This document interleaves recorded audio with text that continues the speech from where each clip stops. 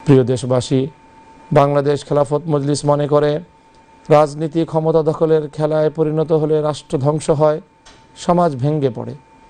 আমরা বিশ্বাস করি ন্যায় বিচার ছাড়া টেকসই উন্নয়ন সম্ভব নয়, মানবিকতা ছাড়া শান্তি আসে না, আর জালিম ও দুর্নীতিবাজদের আশ্রয়দাতা রাষ্ট্র কখনো জনগণের আস্থা অর্জন করতে পারে না।